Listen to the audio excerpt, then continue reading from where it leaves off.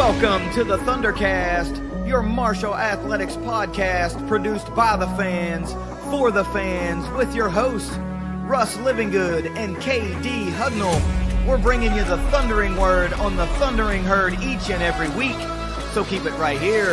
The ThunderCast is on the loose.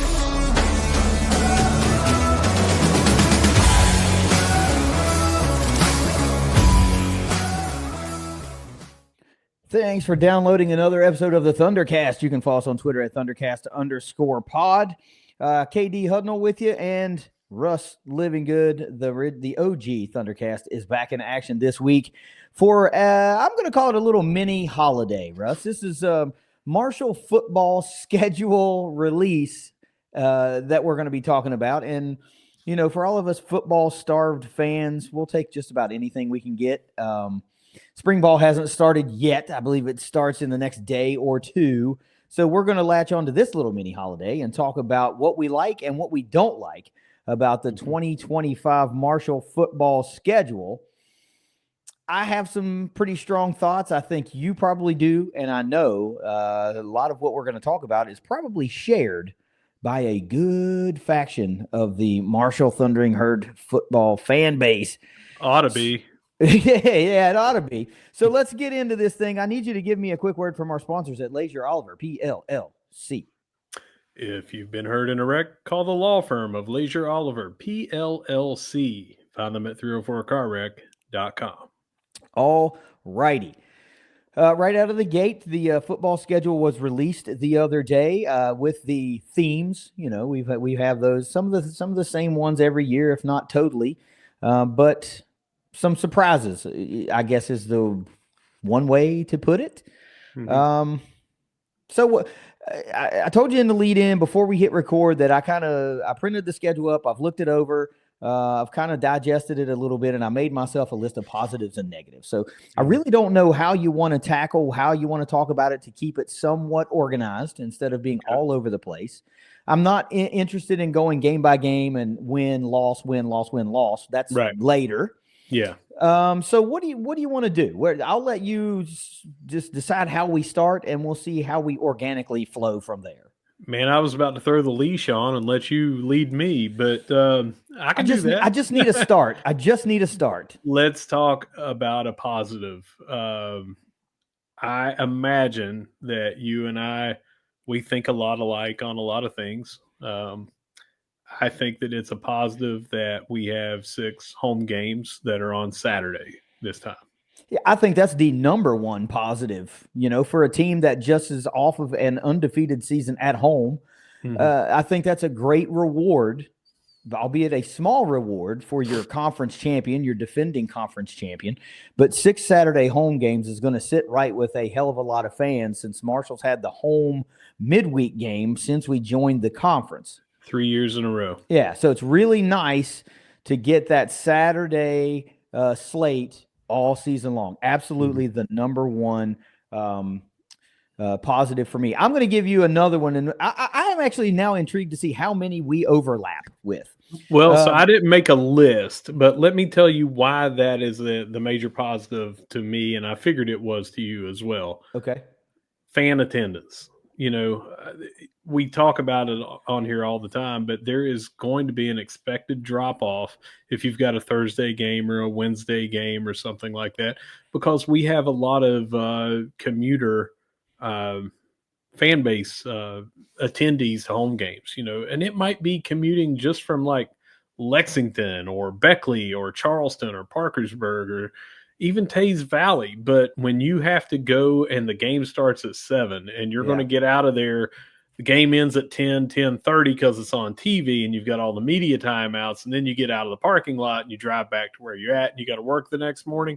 You're either finding somebody that has to take time off from work, even to get there on time for the game, you know, and park and all that stuff, and then the next day as well. So attendance is just always lagging. So I'm glad to have that full slate of Saturday games. Yeah, just to piggyback off of that, it's also really easy at that point if you've got kids and it's a school night to go, you know what, we're just going to have to watch this one on TV. That's right. Or you go, we're going to go, but we're not going to be able to tailgate because I don't want to set it up, can't tear it down, don't want to do all that. So we're just going to show up, do the game, and leave. So you really cut into the fan experience for a midweek game. So, and this is my big plight, or the big plight to me for other conferences like the MAC, who are constantly playing Tuesday games, Wednesday games, multiple times per season. Those are fan base killers. And to me, the little bit of money that you're making that is trickling down to your school from the conference for doing that, you're losing in the long run, because that's fewer fans that are going to games that will go back to more and more games. So absolutely biggest positive is 7 or 6 Saturday home games. You also cannot convince me that there are a bunch of recruits out there, or prospective students, not athletes, but just students, that see those midweek games for Maction and go, man, that sold me. I'm going to Toledo. Yeah, look how packed the stadium is. Yeah. That's definitely, Okay, so here's my number 2 biggest positive off of this 2025 schedule. It's a week 6 bye. For the first time in a long time, we're not seeing that week 2, week 3 bye. It's October 4th, which is week 6 of the season, unless you count like week 0 or whatever. But that's almost middle of the season for your full-on bye week. It's right after Louisiana, before homecoming. You're going from the 27th all the way to October 11th without a game. So that's pretty good as in terms of health and recovery of your team. I like that. Plus, it gives you an extra week to prepare for an Old Dominion team. I'm not sure that that's necessarily the reason, but you get to get fully geared up to win a game on homecoming, which is more important. If fans are going to see one game, they're probably going to see homecoming, and that's a must-win game just about every season, on the schedule. So I had the locations of the buys in there as well. I didn't rank anything because I don't have a list, but I did have that, and it's not just the singular buy. Correct. It's after the 18th, before you have the Thursday game, and that gives you 12 games after Texas State. Another bye is in there before you have to go play that Thursday game. And then that last year, if I'm not mistaken, we were on the road on Saturday, and then we had a short Thursday home game. So you don't have that this year, and that's why I like the locations of the buys. But the one that you mentioned before homecoming, that it wasn't so early in the season that, it really wasn't a buy at all. And then you've got that little bit of built-in break after the 30th that you're playing on the road on that Thursday until you have to be back at home versus James Madison. So the 9/27 to 11/8, you've got 3 games in there, and you've got a little bit of a break between most of them. Yeah, that's right. I actually have those noted as well. It's the week 6 full-on bye week, 12 days to prepare for the midweek at Coastal, which, by the way, Coastal Carolina's on their bye heading into that midweek game. And then you get 9 days to prepare for JMU back at home, which is actually going to be 75 week, which we'll talk about later in the episode. So glancing down, since you don't have a list, what else do you like about this? I want to see if you got something I got. So I like that we don't have 3-4 weeks in a row that we're going to be on the road. We've got 2 different times where we've got back-to-back games on the road, but we don't have more than 2 games in a row. I had that as a positive. It is, and it's right. I've got one in there before that, so it's no more than 2 consecutive away games all season long, and it's actually a pretty. I don't know the word I want to use, but I can't remember a schedule. My memory is not that great anyway. But you're talking about 1 on the road, 2 at home, 2 away, 2 at home, 1 on the road, 1 at home, 2 on the road, 1 at home. I mean, that's pretty even up and down. There's no 3-game homestand. There's no 3-game road swing.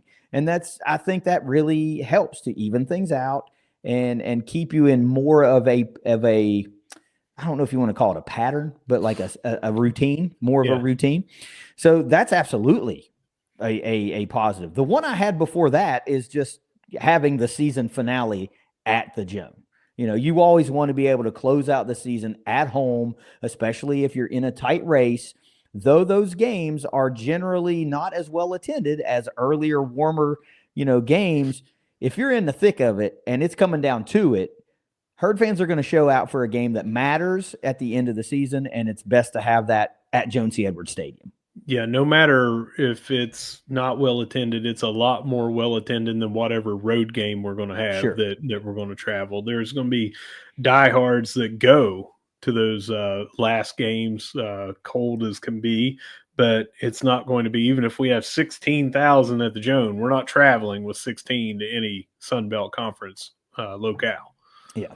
Yeah. So the finality at the house is a big deal to me.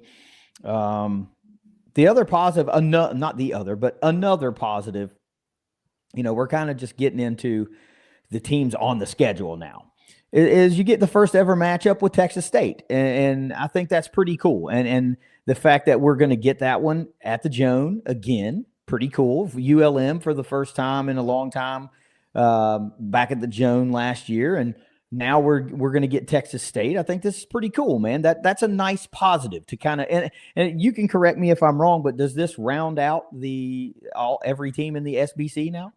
That is every team in the SBC. It's just going to be quite a while before we hit every away stadium in there.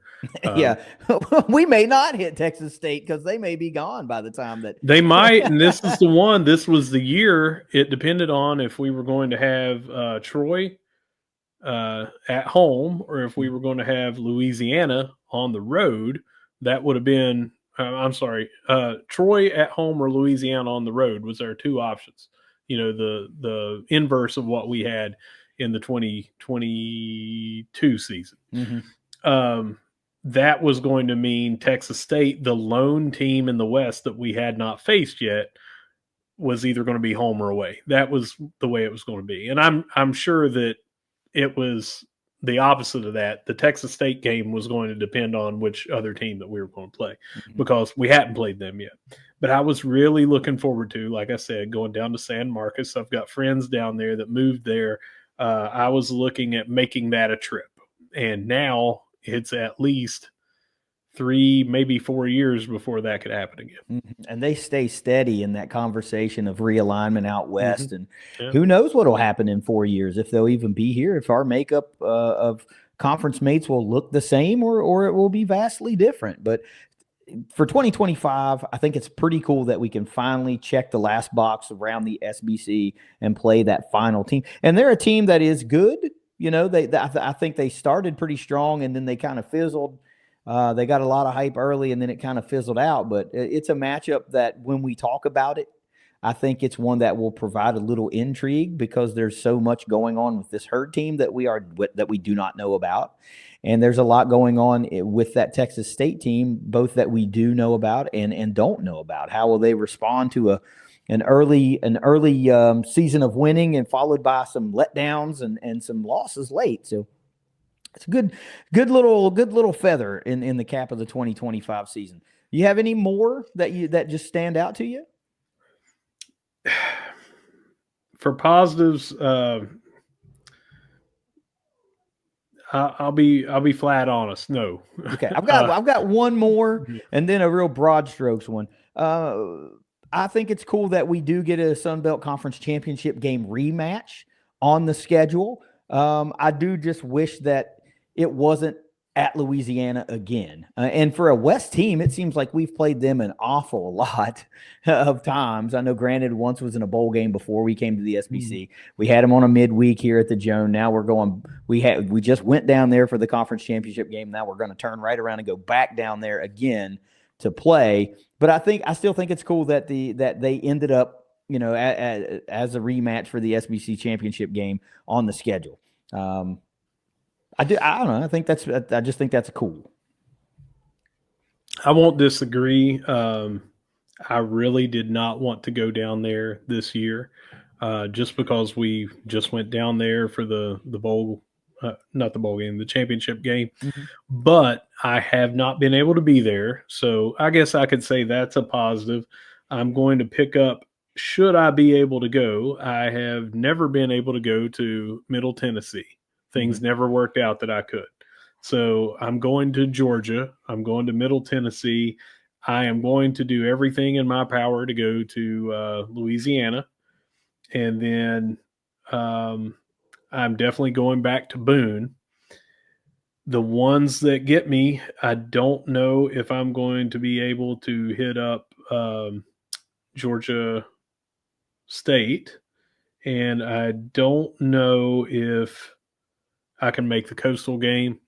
And the only reason, I mean, I can do it. I can take off from work and go there, but my middle child's birthday is the 29th. Mm-hmm. Trick or treat is the 31st. Mm-hmm. So I'm probably going to have to, if I go to that game, it's going to have to be like leave in the middle of the night, get down there, watch the game, hope that, it ends and I can get out of there right on time, 10:30. And then I'm going to have to either spend the night somewhere halfway or drive all the way back so I can be here for, trick or treat. When you got 3 kids and there's a birthday right there, it's tough. Oh yeah, and yeah, that's enough for me to go. I'm probably just going to catch this one on TV this week or this year. It's like this was the year I really wanted to try to hit all 6 away games, but it's not looking good. And the last positive I'm going to talk about this schedule, and I know we're not talking wins and losses individually, but if you stare at that out of conference real quick, you're thinking 3-1 is a worst case scenario, and that has to be a positive. Worst case scenario. Missouri State, Eastern Kentucky, Middle Tennessee, you really think, okay, knee-jerk reaction, that's 3-1. I don't know anything about any of those teams, right? But I feel good about what we have and what we're doing. I'm not going to sit here and tell you I think we're going to go down to Athens, Georgia, and shock the world and win, but that's why I'm saying that 3-1, if you just glance real quick, is a worst-case scenario to me right now based on what I know. Well, I mean, way, way, way, way early before the spring game, I think worst case scenario is 2-2. That you can always go down to middle and lose. But we have. One year it was field goals from out of nowhere. If I'm not mistaken, we missed 6. Missed 6, right? Yeah. That was an overtime game too. Yeah, there was a lot of fumbles. Either that was the same game or a different game that we had down there. Mm-hmm. But there were a couple of winnable games that we lost down there. So I mean, heck, we don't know what the roster is going to look like right now for either team. So, no. But just looking at it, I think 2-2 is worst case. I think 3-1 is doable by, any stretch of the imagination. Since we're just talking about Middle Tennessee real quick, the one thing that I do know is that Marshall will not be trotting into a formidable stadium. They do not do a good job of filling that place. And it doesn't matter who's on the schedule. Really. They just don't show up to support the Raiders. And, whatever that's worth to you as a fan, to me, that carries weight. If you have no true home field advantage, then it's left on you to remain self-motivated if you can't feed off the crowd. And, I like our chances rather than somebody who historically just cannot fill their stadium. Let's switch sides now. Let's talk about some negatives. Do you want me to start with the worst? Or should we save that? No, because we know what it is. I think we talk about it because everybody's like, yeah, I feel the same way. Let's talk about it. All right. It is we don't have a bleep system on here, so I'll just try to behave. It is a travesty that the Sun Belt Conference has scheduled us away on the week of the 75 week. Yeah, I understand, and we can talk more about this. I understand that the first time that it was truly promoted was that Tulsa game. Yeah. It was Doc's tenure, mid Doc's tenure. It's like 2013, something like that. Yeah, it wasn't 14 because we lost that game, if I remember correctly. No, right? 14. The only game we lost was the finale against Western Kentucky. I know. I'm saying I think we lose the Tulsa game on the road. No, we won that game. You and I talked about it several episodes back, and I thought it was right. Yeah, that's right. Okay, so the big one for me is not about you've got to have them home so we can wear black and you've got to have them home so we can do this.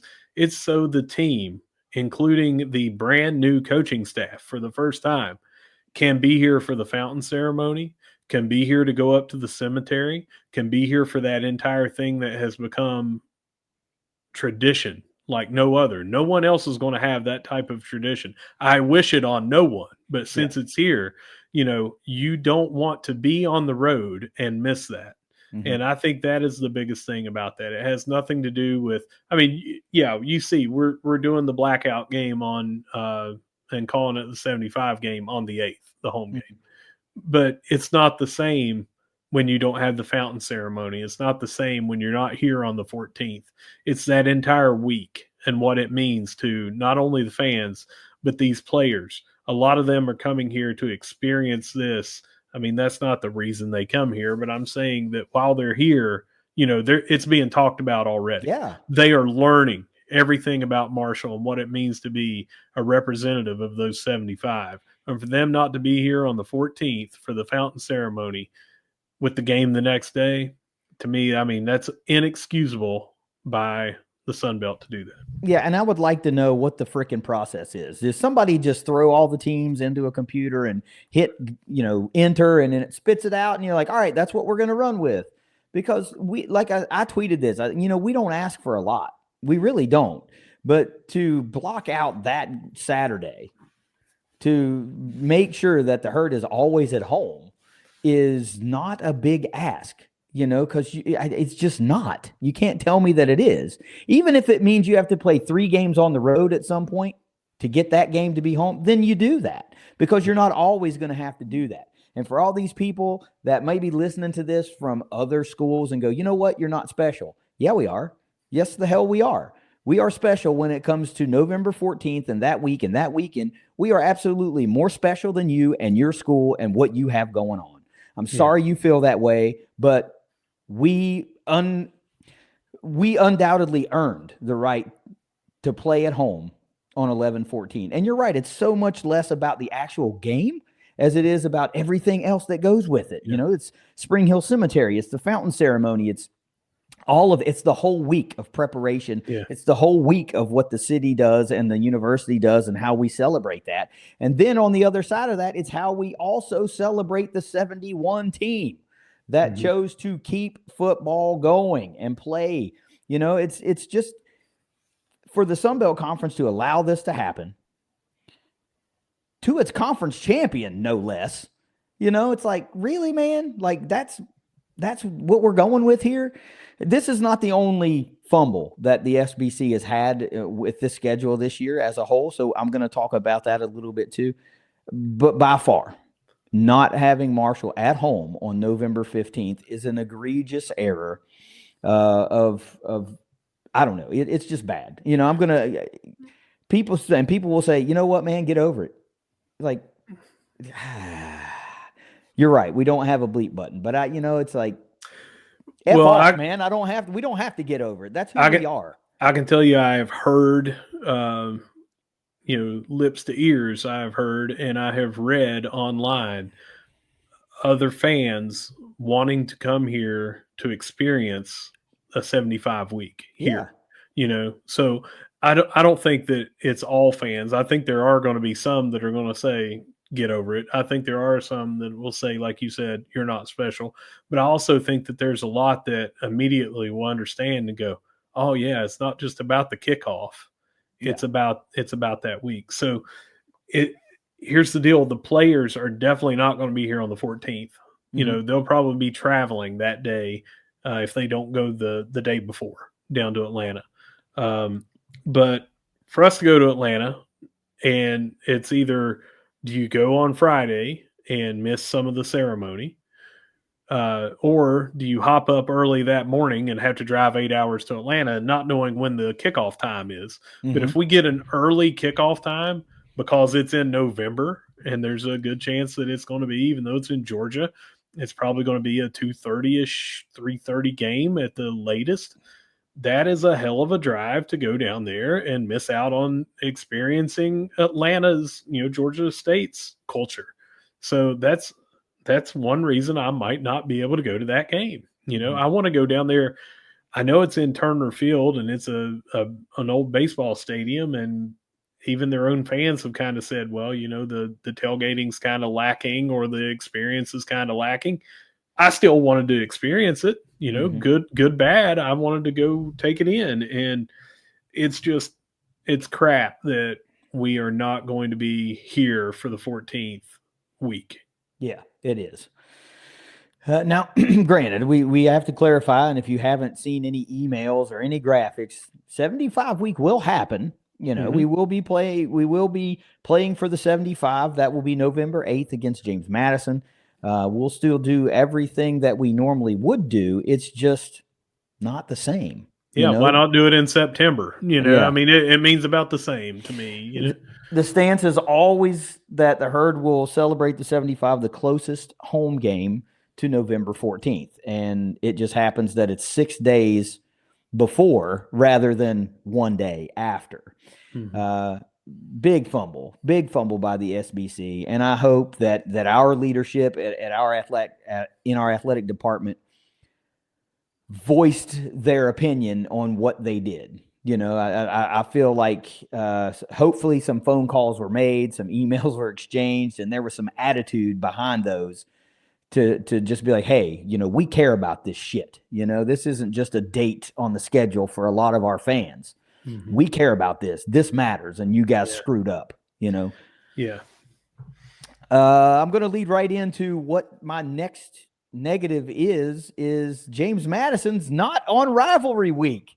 What the hell, man? We thought we had something going here. We handed the Sun Belt a freaking golden goose egg here to run with it, and they didn't freaking run with it. Yeah, so now we have Georgia Southern for the second time in 3 years, but the second time in a row that we've had the final home game final game being home. We've had Georgia Southern coming up here.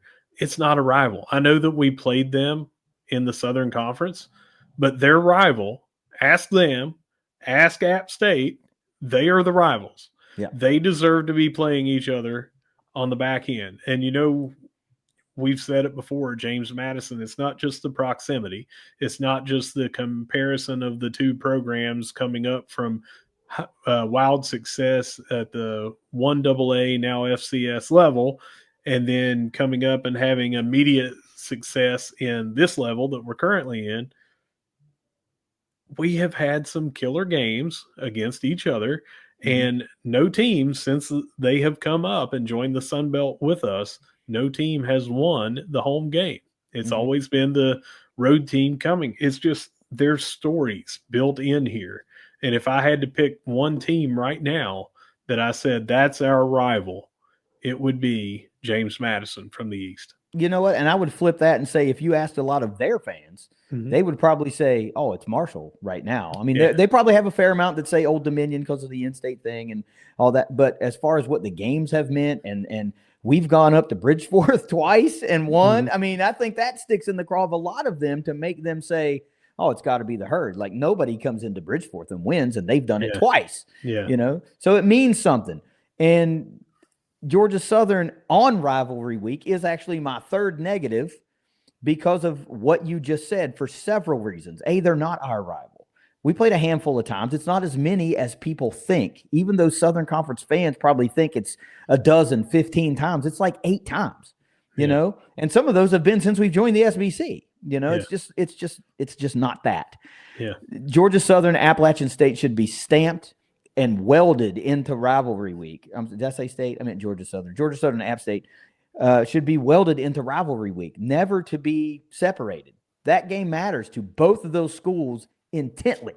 Like, if both of them have whatever record, it doesn't matter. That's the game they want to win. I think as far as in-conference games go, if you were to interview or poll a big number of both of those fan bases and say, you can win one game on the SBC schedule, who you want to beat, they're going to say, App State fans are going to say, we want to beat Georgia Southern. Georgia Southern fans are going to say, we want to beat App State. That game matters to them. And for the SBC to separate them on rivalry week is another massive fumble this year on 2025, man. It just really, really is. I don't know what the hell they are thinking. Like, I get the matchups thing, and you're like, oh, well, Georgia State or Georgia Southern like beat the herd on this late game and come back and it was an awesome game, but it's like, it doesn't matter. It's like, it doesn't matter because we went on to win the conference championship. They missed out. The bigger game is still Georgia Southern App State for them, for those two teams. Big bag fumble. I agree, man. I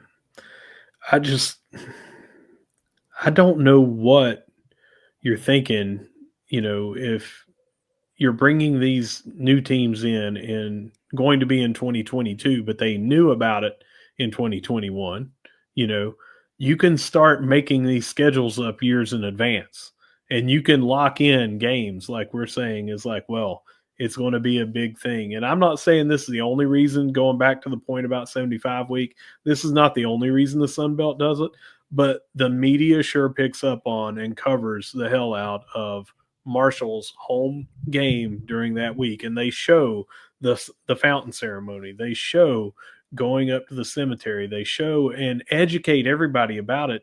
And you would have to think that the other thing would be, we can't screw up existing rivalry games. We need to keep these. And you would think their marquee, one of them has to be App and Georgia Southern. It has to be. And they should have kept it that way. We're coming in, new things are going to happen. You can say, well, now what are you going to do with them? But hey, two that are coming in together, it was either us and ODU from the East or us and JMU from the East or JMU and ODU from the East.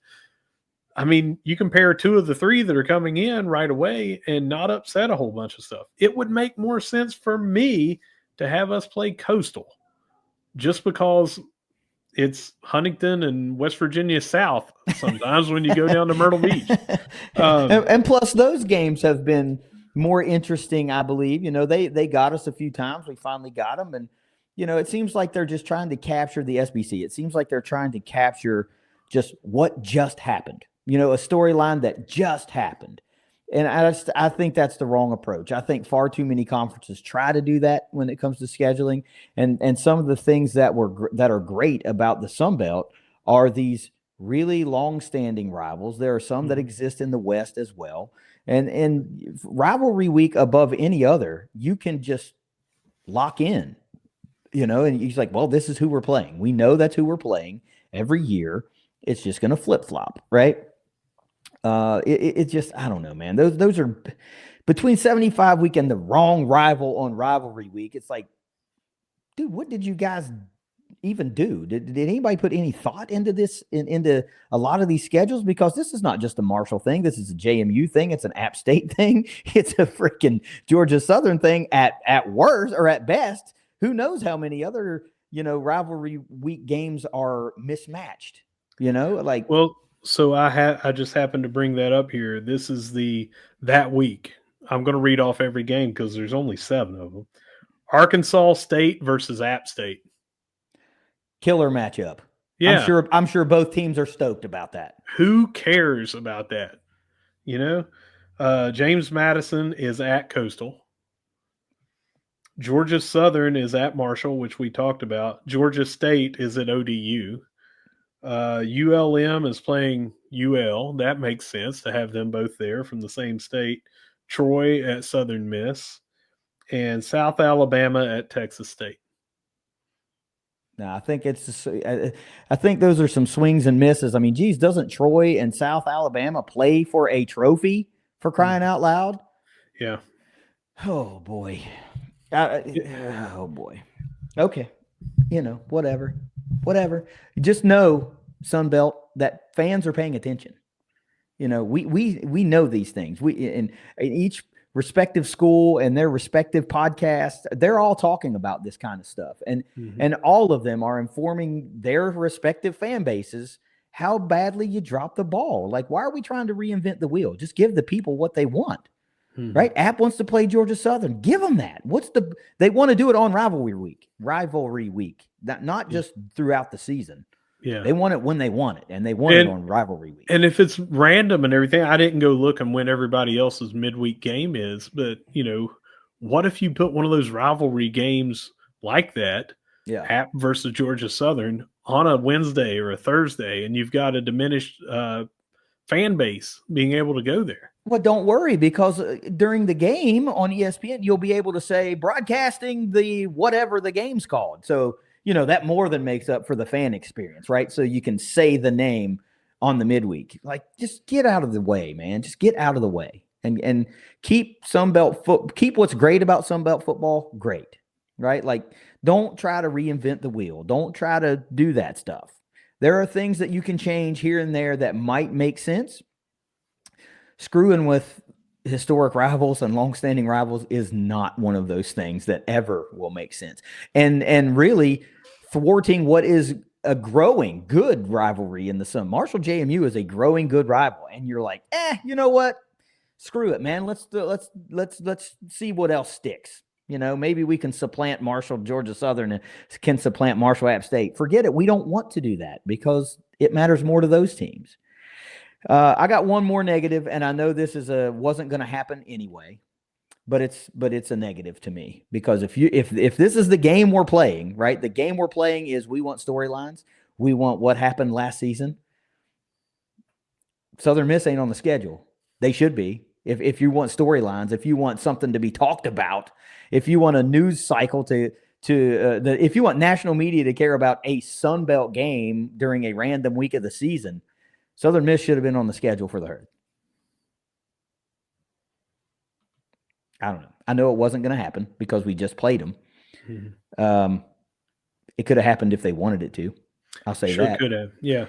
Anything could happen if they wanted it to, which you can see by putting us on the freaking road on November the 15th right. And taking away App and Georgia Southern. Yeah. And putting Arkansas State and App playing each other on rivalry week. Yeah. West versus, how often do they play? Yeah, how often do they play?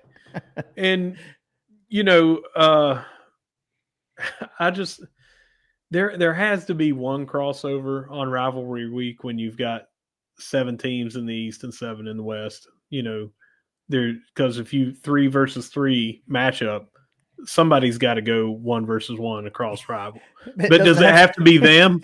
Does it have to be one of your premier rivalry teams in your right? No, man. No. Yeah. No, it does not. It would make more sense to do that, to have if you're going to do that, throw the East and West winner from the previous year in on that if somebody has to do a crossover. And guess what? We're already playing them. That would have made more sense. But anyway, just so everyone that listens knows why you said twice or 3 times that it was not going to happen. We're on a rotation, and you are going. We last played Louisiana not in the championship game, but regular season. We last played them in 22. They came up here. We went to Troy. Next year, we have to play Troy as one of our games. Mm-hmm. And then I'm blanking on who it'll be next. I'm trying to remember. Could be South Alabama. It's but there's we just played Arkansas State in a finale year before last, and ULM. But I think that it's South Alabama and Arkansas State was the 2. Could be. Yeah, I think that. So it's one of those 2 that we're going to play next year with Troy. Yeah. And Troy will be here, because you rotate. You played there, then the next time they're playing here. So Troy will be on the 2026 slate if they continue to do it the way they are, playing here. Yeah. And then we will either so it won't be South Alabama because we went there and we need it, and they would have to come to Huntington. So it'll be an away game for the Herd. So that leaves who? Would you say Arkansas State? I think so. Yeah. We haven't. They came here, so we need to go there. Yeah. So now everything's caught up the way it is, and we'll know. It's just. I don't know. I'm still horrible schedule. I'm still pumped because it's a schedule. I'm still looking forward to things. We just listed a bunch of positives. Yeah. But I'm just sitting here thinking about how much better it could have been. It could have been for flipping a couple of dates. It could have just taken this from a C+ schedule to an A- schedule without a doubt. It's like flip if you just fix rivalry week and put the Herd at home on 75, you've got an A- schedule. Yeah. That's not just about us. We've sat here and highlighted other teams and how they, It's league wide, it's conference wide, and that's what's a shame about it. Yeah, I'm not going to say I'm not just a hater, right? But I told you that some of the negatives that I had really outweighed a lot of the positives I had because of how egregious I felt they were. Yeah. How more important it is to be home on the true 75 week, how important it is to have the right rival on rivalry week. That's more important to me than having, no more than 2 consecutive games on the road. Wow, I like that. I love having 6 Saturday games. I love that. Yeah, that's what I was going to pose a question to you here. I already know the answer. Yeah. But just for the sake of our viewers or listeners, you get to have a game on the November 14th week. November 15th is home game for Marshall. Do you trade it for having an earlier game in the season be a weekend game at home to where we lose one of our Saturday home games? Yeah, 100 times out of 100. 100 out of 100. Anything that guarantees me, anything within reason that guarantees me to get a herd home game on 75 week, I'm pretty much willing to do. You already answered the other one. You brought it up earlier in the show, or maybe just a few minutes ago, but you definitely said it. You would take 3 Saturday road games in a row, or 3 any game road games in a row. Pepper that midweek game on the road with bookending it with 2 road games and put us home on there. You're all for it. I think you'd be hard pressed to find a fan, a player, an administrator, a coach, anybody that would also not take that deal. Yeah. Because it wouldn't happen every year. How many times have we been at home and not played 3 on the road, in a row? It's just I don't know, man. I'm trying really hard to maintain some composure, but this is one thing. If there's one thing for each school and they have, like, let's say they go to everybody and say, look, we can do one thing for you. That's the thing for Marshall. Yeah. That's the thing. Like, at that point, I don't care who we're playing on rivalry week. I don't care about any of that. I want a home game on 75 week. Agreed. And we kind of hit this, me and you, on this, but let's drive it home here too. All right. It's in the best interest of the Sun Belt to do for this. Sure. It is 100% in the best interest to have the best rivals play each other on rivalry week. It is in the best interest of the Sun Belt to have Marshall University at home as close to November 14th for that game as possible, so they can be here for the lead up to that game to be the November 14th fountain ceremony and all that goes on with it. Yeah. I mentioned it before about the TV production and all that, but that is the kind of thing that people want to see. That is the kind of thing that you want the Sun Belt teams to be known for, of look at this tradition that they have. Even though the tradition was brought on by the greatest tragedy that this town and university has ever faced, it has become a tradition, and it is damned important to each and every one of us. Yeah. And it's not just a thing. I'm going to get on a little bit of a soapbox here. It's not just a thing that, other teams, might not be as close knit as Huntington. Other towns might not be. They could be more. But a lot of people that I've seen treat it like, well, it was just players that you didn't know from 50 some years ago. No, it's not. It wasn't the players. There were people from Huntington that were fans and boosters on there. Some of my neighbors, it's their family. Right. I'm talking about right next door to me. It was her mom and dad. She was 14 years old and she lost her family. Mm-hmm. Go diagonally away from her, it was her family, and she was around that same age. She lost both of her parents. You go 7 more houses down on that same street, his grandfather, that's Keith Morehouse's parents, mm-hmm. that were in, or Keith Morehouse's dad that was in there. So there's just so many people just in my neighborhood. But I know and are dear friends with so many people that their parents passed away in the plane. I went to a funeral in my hometown this weekend, and my aunt, I talked to her and my uncle, and we happened to bring up the plane crash in Marshall because both of them went to Marshall. My aunt chose to leave and go home there was a chance she was going to be on that plane, you know. And you start talking about the revolving doors type situation. You know, we've talked about on this show before about Ken Griffey Sr. could have been here. But I mean, some people in my family could have been on that plane, you know. It's just it means a whole lot more to us, and it's not just some nameless faces or roster people that were on there, even though that in and of itself would still be a massive, massive tragedy. It is so much closer than outsiders until they hear that story realize. Yeah. And that is when you want, as the Sun Belt, you want that story to be there. And now are they going to tell it while we're down at Coastal? You know, what kind of freaking story is it going to be? Yeah. Yeah. You're going to say, well, unfortunately, they're playing in Conway this week, or it wasn't. Yeah, it was Georgia State. I'm sorry. Whatever. I said Whatever. Coastal. Whatever.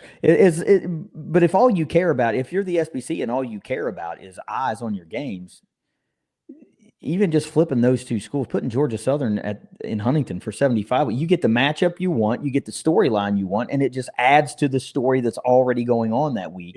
Yeah. I think that adds to the aura of the game, and by default, I know you can't just change everybody's schedule now, but by flipping those two, you get James Madison on rivalry week, and a lot is healed for apps for App maybe, and Georgia Southern and the Herd and JMU. I don't know. I didn't have any time where I was traveling this weekend, but I came close to sitting down and creating a better schedule, going by the who had to play home and who had to be away and that sort of thing, and trying to come up with a better one. And I may do that and post it and send it in a certified letter to Keith Gill. I'm going to write a strongly worded letter to Keith Gill. Well, and I have to tell you, you know, you and I have been extremely complimentary of Commissioner Gill. Look, they've gotten a lot right. And the Sun Belt in and of itself. Keith Gill has done an amazing job. Yeah, I think that he's done it not just for football, but they're trying their best to improve basketball. They've embraced soccer. They've embraced so much of Marshall. You know, I love it in the Sun Belt. This is not our anti-Sun Belt slant coming out and a reason to do it. This is like the first thing that I can think of where I've even been negative about the Sun Belt in any way. It was just a ball drop. They dropped the ball big time. That's it. They deserve to know how much we as Marshall fans recognize and hate the fact that they dropped this particular ball, because maybe they won't do it again. Yeah. Right. And to also let them know that Marshall fans are also thinking of other fan bases, right? It's not just about us. On 75 week, it is. On rivalry week, it's not. It's not only about us. They have done a lot right, a whole lot right. This one they just got wrong. They got flat wrong. And I hope they fix it for next year. The last thing I want to say is not necessarily, I mean, we can talk about some other stuff, but you mentioned they've done a lot, and the Sun Belt is trying to do things for other sports. You know, I saw that they signed a deal with to keep the basketball tournament in Pensacola, and I see that got really mixed reviews. I think folks want to see that moved a little bit more north, simply because the teams that consistently lead the league in attendance are more of your northern teams. So they think that it would help improve the overall attendance at the tournament if it were just held a little bit more north than in Pensacola. Well, I think the big one that I saw, and it hasn't affected us whatsoever, you know, as newbies to the Sun Belt and newbies to, this is a baseball dominant conference. Yeah. Montgomery getting their extension on the baseball championship. That was a lot of those Southern teams were not happy with that. Yeah. So for all that they're doing, I think if they didn't just examine the locations of these tournaments and they were just like, you know what, let's re-sign them and we'll extend. I think hopefully the outcry from a lot of the schools now that the new Sun Belt is in place, and you're seeing attendance numbers and who's consistently competing for those championships. Hopefully that's some data that you will use to maybe reimagine those decisions and reevaluate where the value really lies. And maybe we'll see some changes here in the next, 4 to 5 years, or some announcements in the next 2 to 3 years. I can remember Conference USA dumpster fire that it is. We were talking about, the basketball tournament and where it was out in Frisco, and it was the practice facility. And I remember saying, well, why is it there? And you know why it is, because they wanted things as close to their conference headquarters as possible. But when I saw that there were only like two cities or whatever that even put in a bid package. Correct. So that sometimes the conference just has to go with the much, much, much better bid package. They do. They do. I am not suggesting that cities are lining up to host the Sun Belt Basketball Conference Championship tournament or whatever. I yield that. I'm just saying it also wouldn't hurt to maybe go, hey, we're exploring potential new sites for our basketball tournament. Who might be interested? This is the potential economic impact for the week that we can bring, and baseball, and you're going to see some great baseball, and your city's going to be highlighted. Blah, put some feelers out there, man. There's a lot of like minor league cities that could probably do a great job of hosting. I don't know what the right answer is, right? But if a lot of your more successful programs are voicing concern, you might want to listen to those. Yeah. I don't know. I'm just saying. But any final words on the football schedule before we get out of here? I think I've said it all in there. I would like for less than 5 minutes, let's just talk about the spring game. Yet again, just every time we're on here, we're going to talk about the spring game. KD, it is on Saturday, April the 12th at 3 p.m. When can you expect the ThunderCast to be out on the lots tailgating? As early as they will let us on the lots. We're going to be there before the lots open. I can promise you that. Yeah. And we will be set up. And I have secured this week. This is breaking news even to my partner KD here. I have secured someone to cook for us so we can still do our thing and not have to be out there preparing food and everything. So menu's still in the works. I have a pretty good idea in my head on what it's going to be. Sponsor has been secured. Food prep has been secured. Right now it's just working out the what are we going to bring everybody sort of thing. So that gives me the opportunity to tell folks it is going to be a little bit different this year because our good friends, the Kentucky Mash Boys, are unavailable due to the date of the spring game. They have prior engagements, so they cannot come down and get the smoker smoking and all that you've been used to seeing and eating from those guys. We are going to miss them without a doubt. They've been so great for the Herd fans on spring game weekend. And of course, they're buddies of ours. So we just want to hang with them. We like to drink cold drinks and have good food and tell stories and laugh and have a good time. And we won't be able to do it with those guys this year. So that on its own level sucks. But it is a little bit of a change up for us. What is not changing is that we will always keep it 100% FREEE to Marshall fans for as long as we possibly can. So you don't have to come with your arms full of food. We should have plenty for you to eat. All we ask is that if you have something particular that you like to drink, bring it. We cannot possibly service everyone. So we'll have general things like bottles of water and stuff there. But if you take care of your own tailgating beverages, we'll keep you full. Yeah, and if you don't feel like dragging a huge cooler around, we might even have cooler space for you to put your drinks in there. But we just can't supply that much.